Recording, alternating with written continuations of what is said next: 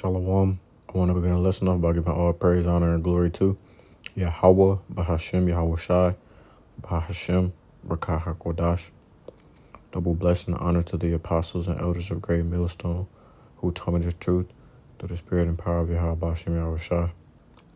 Karatas Agabar back here with another lesson through the spirit. And just wanted to talk about an occurrence or a situation that happened to me yesterday when I was at the gym. So, Lord willing, this lesson will be edifying to y'all. We're going to go ahead and try and pull out some scriptures regarding that incident through the Spirit. And like I said, Lord willing, to be edifying to you all who listen and watch this video. But without further ado, let's get into it, man. So, I'm decided to go to the gym so I could hoop, play basketball with a few of my former teammates, a couple of my former teammates, as well as some other guys who were below me in age, who came up and went to my school and whatnot, who still go there. But we were playing. It was good runs or whatnot. For the most part, we played a good amount of games, and then it came a point where there was a player on the other team who I'm cool with, but I mean, I wouldn't go out my way to say that we're friends, more so associates or acquaintances. But I'll just say this, just to clear everything up. Whenever I play basketball, I'm not the type of person that calls fouls. I'm just gonna play through it because it's a part of the game. Anybody knows, whoever played organized basketball, 9 times out of 10, the refs aren't gonna give you the calls, no way. So I just through growing up playing that way, I've adapted or been accustomed to just playing through fouls or playing through getting hit or whatnot, because I'm not a soft guy. I can take a beating when it comes to that type of stuff. But it comes a point where you have basketball fouls, and then you just have fouls to where you're trying to hurt someone. And that's basically what this person seemed to be trying to do. You have people that are out of control or whatnot, or who are playing overly aggressive.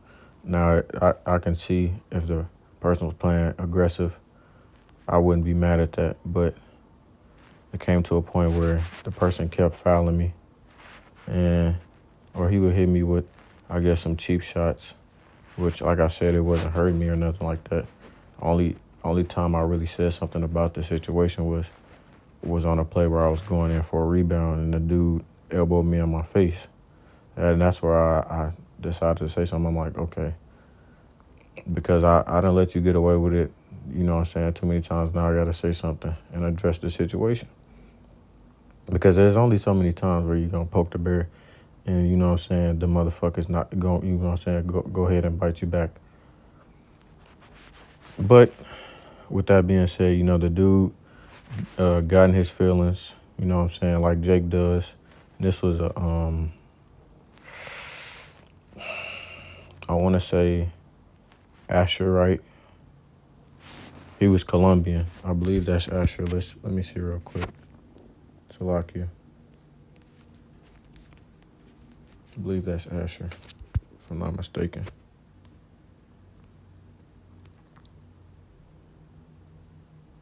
Yeah.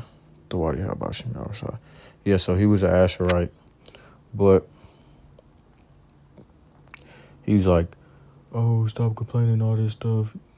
And he basically was trying to use my age as a reason why I shouldn't complain, because I'm a couple of years older than him, which I'm not that old compared to them. If those dudes are 17, 18, which he probably was, I'm only 2-3 years older than them. So you do the math. But anyways, like I told you before, I'm not the type of guy who's going to complain about fouls. So all them other times he might have did something to me in a previous games, I wasn't going to say nothing about it. And I didn't. I just played through it because, like I said, that's a part of basketball. But when you elbow me in the face, that's a different thing. And like I said, this shit didn't hurt, but come on, man, it's the principle. If I would have did that to you, then you probably would have felt some type of way, because if I did it, I would have did it to hurt you, and I did it on accident. But I'm glad I did not go. I'm glad that I did not go that way about it. I could have went and tried to hit him back or something like that, or play dirty like he played.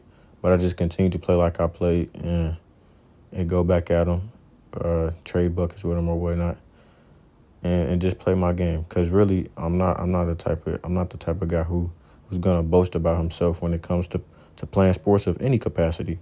I've never been a trash talker. I'll let my game speak for itself. But like I was saying, he's like, "Oh, you're too old to be calling fouls and all that stuff. Stop being a bitch." I'm like, okay.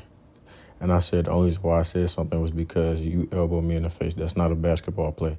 It would be different if trying to do a rip through or something like that. But you don't even have the ball. I'm going for the ball, and you are in front of me. You elbowing me in my face. Like, come on, bro.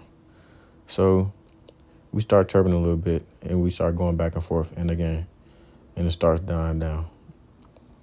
We eventually end the runs. And like I said, I'm glad I did not, try and retaliate or try and fight the dude, which I wouldn't have got that mad over it anyways. I mean, when you play basketball, you're going to bump heads with hoopers. That's just a part of the game. But like I said, I'm glad I didn't go that way, because number one, I could have, let's say that the school seen that footage, I could have, gotten involved with law enforcement. But it wasn't gonna go that serious. It wasn't a big of a deal. But like I said, man, I'm glad I did not take those types of I'm glad I did not retaliate the way that he, was hitting me. I'm glad I did not retaliate, because when we finished the runs, when we finished playing basketball, now during the game, mind you, this guy had a chain on where he was playing, and he ended up taking his chain off, I guess because it was in the way when he was hooping or whatnot. So he set it down on the table, and there was like, when we were playing, there was like a few kids that were coming in and out, some younger kids. They looked like they might have been in elementary or middle school. I'm not sure. But there were kids that were coming in and out of the gym. It wasn't that many people, but there were kids coming in and out of the gym. And towards the end of it, when we were done, we went and sat down and stuff like that, dapped it up, all that stuff. He was like, "Where's my chain at?" And without even thinking, I said, without even thinking, I said, "I took it," or I said, "I have it," or something like that. And when I was telling the brother about this story, I was like, man, maybe that's the spirit. Maybe that was, Yahawah Shemir speaking through me and saying that he took your chain. Because I said that without even thinking. Like, it was like it just snapped into my mind as soon as he said that, like an instant thought. Salakia. It's just like an instant thought. And so he was getting all mad and frustrated and stuff like that because he couldn't find it like anywhere. So my assumption would be that somebody ended up taking that dude's chain. He was like, man, it was $300 and all this stuff. He was talking about how much it was worth and stuff like that. And I was like, hey, man, the Lord, Yahawah works. He has perfect timing, man. Like I said, that dude was trying to mess with me, all types of stuff, trying to, fuck with the prophets of the Lord, the mighty men of the Lord willing. And he repaid his ass. I didn't even have to do anything. Like I said, I could have retaliated, tried to elbow him back, all types of stuff. But I'm like, you know what? In my head, I'm like, you know what? It's not even worth it, man. And it just really just left it in the Lord's hands. And he ended up, repaying that dude. And it wasn't a coincidence that happened. So that's the whole point of this story, man. Like the Elder Menachem Zagba said on his lives a few weeks ago, I don't care how mad you get. You don't take revenge, man. I don't care what happened to you. You don't take revenge, because that is for the Lord. That's for Yahawah to do, because there is nothing that the Lord can do, or Shalaki, there is nothing that we can do to anyone that's gonna outdo what the Lord can do to them. And that's the whole purpose of this video, man. So now that I've gotten the backstory out the way, let's get into the scriptures. This is Romans chapter 12 and verse 17. Recompense to no man evil for evil, which means recompense means to repay. So to deliver, to pay off, to give back, restore. So like I said, man, I'm glad that I did not, retaliate or return the same thing upon him. It says, recompense to no man evil for evil, provide things honest in the sight of all men. And it says, if it be possible, as much as lieth in you, live peaceably with all men. So, we're supposed to be at peace with all men. We don't need to be trying to get all rowdy and all that stuff with people, unless you're in a situation like that. But as far as me personally, even before I came into the truth, I never was the type of person who people got into a lot of conflicts with, because I'm a really chill and down to earth type of person. So I never really found myself in situations like that unless I was around people who were like that. And I'm going to read all of this in NLT as well. It says, dearly beloved, avenge not yourselves. And avenge just means to revenge, to seek revenge. So let me get that real quick. To vindicate one's right, to do one justice, to avenge a thing, to punish a person for a thing, to protect, defend one person from another. So it's the second one.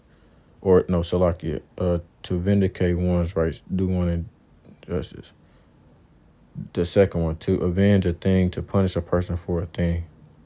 And as you see, it says in the Strong's definition, to vindicate, retaliate, like I said, punish, revenge or avenge. But rather give place unto wrath, for it is written, vengeance is mine, I will repay, saith Yahawah Shem Yahushua.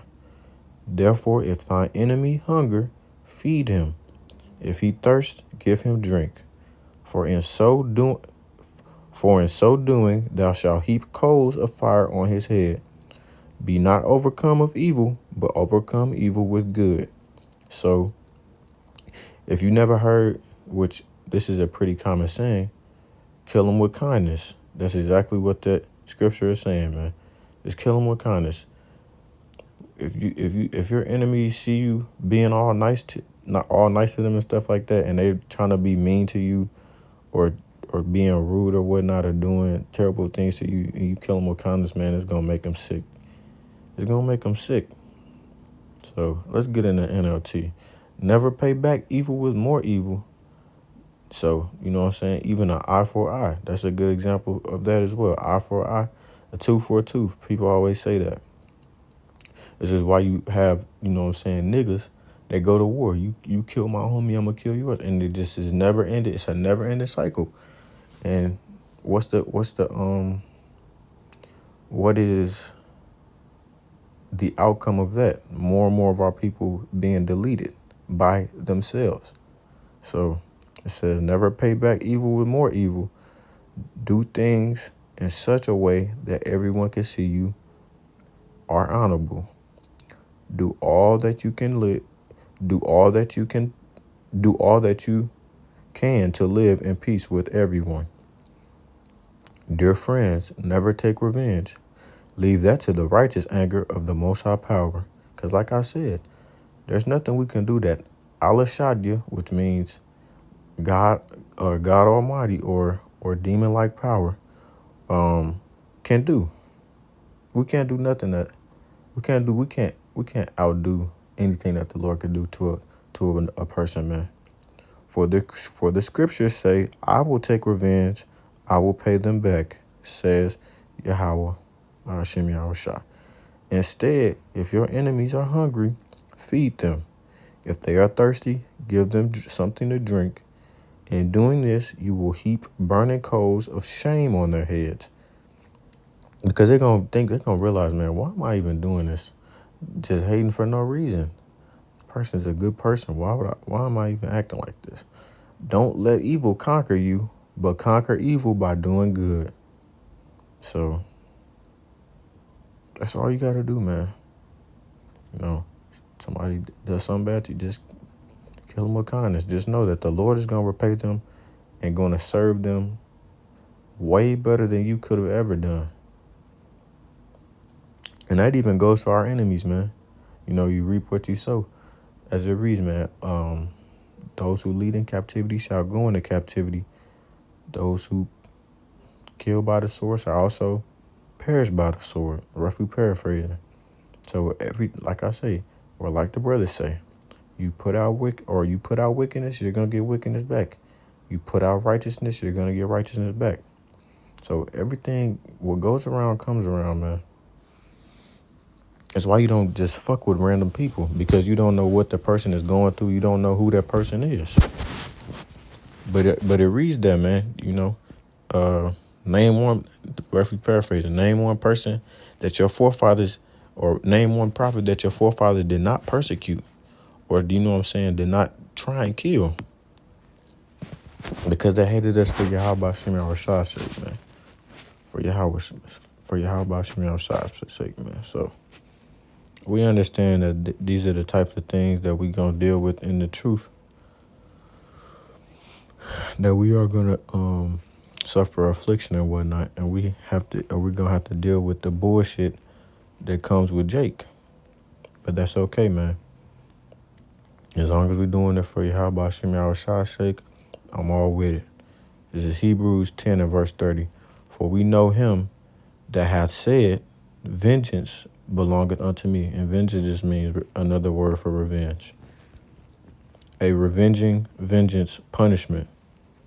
So see? Punishment. And that even goes with judgment. For we know him that hath said, vengeance belongeth unto me. I will recompense. Like we said, repay, saith Yahawah, Ba'ashem Yahushua. And again, Yahawah Ba'ashem Yahushua shall judge his people. So like I said, punishment, judgment. So he's going to judge his own people. It says, it is a fearful thing to fall into the hands of the living power. So like I said, man, there's nothing that we can do that is going to outdo what the Lord can do, because it's a fearful thing to fall into his hands. You don't want to be in the Lord's trick bag, man, because it ain't fun. You're not going to have fun. Yeah. And in the NLT, for we know the one who said, I will take revenge, I will pay them back. He also said, the Lord will judge his own people. It is a terrible thing to fall into the hands of the living God. So, yeah, man. And that even goes for mockers and scoffers. You can apply this to anybody. It doesn't just have to be the situation I was in. But I'm gonna get a scripture that backs up verse 31.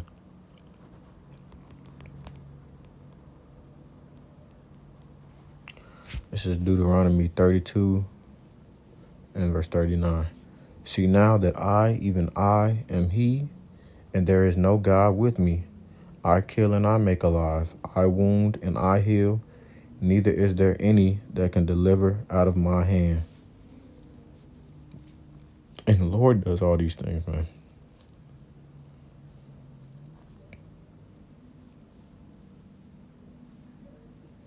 And it reads in the NLT, look now, I myself am he. There is no other God but me. I am the one who kills and gives life. I am the one who wounds and heals. No one can be rescued from my powerful hand. And that just goes hand in hand with being in his hand, and it being a fearful thing, because no one can deliver you up out of his hands. Don't matter what God you believe in, man. They can't save you from the Lord's wrath, anger, and judgment. And like I said, that can even apply to judgment that's on earth right now. Because you have to remember, these people don't understand judgment like we do. They don't see it for the things that we see it for. We understand that it's just the Lord punishing a person for something they did or the way that they lived. So this is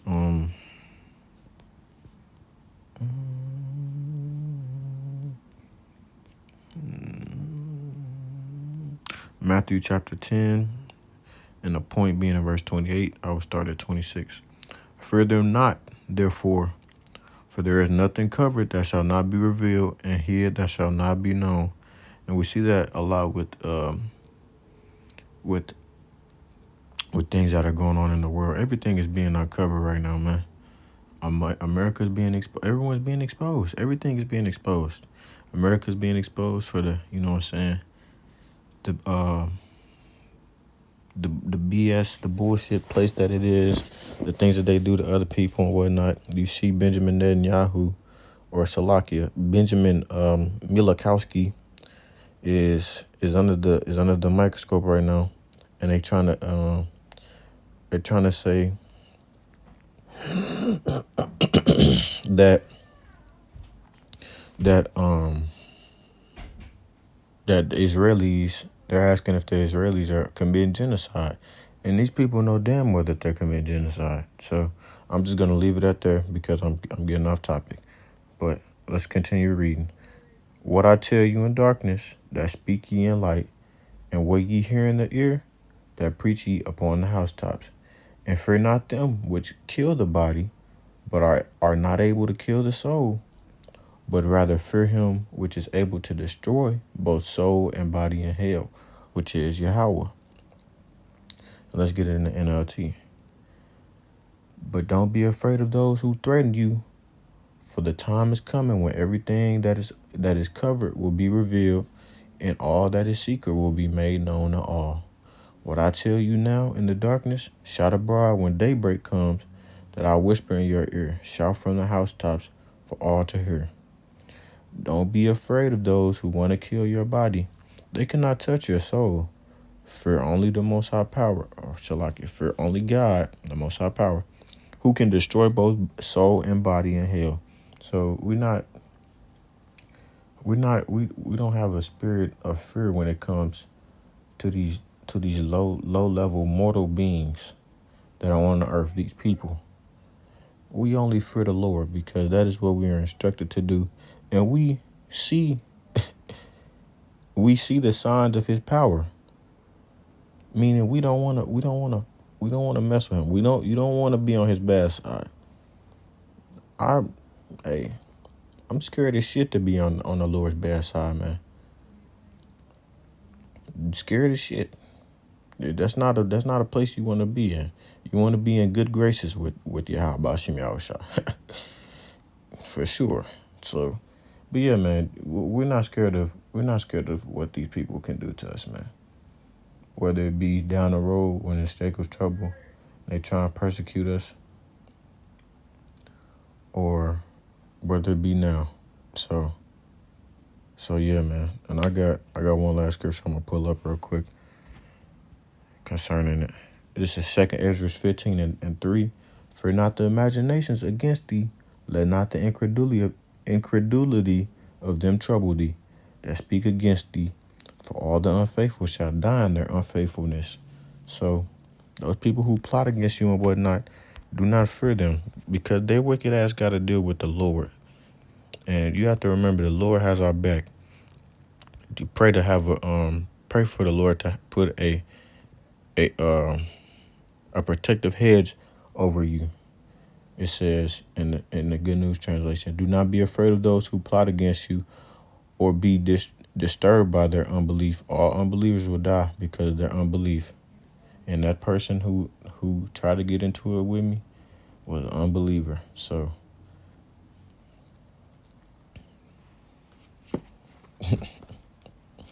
and Yep. That's all I'm gonna say. Just know that person was an unbeliever, and when the day comes, he better hope he wakes up to the truth, or he will be destroyed with the rest. So, with that being said, call halal Yahawah Ba'ashem Yahushua Ba'ashem Kakodash. Want to give double honors and double blessing and honor to the apostles and elders of Great Millstone who taught us truth through the spirit of Yahawah Ba'ashem Yahushua. And until next time, I say Shalom, Israel. Shalom.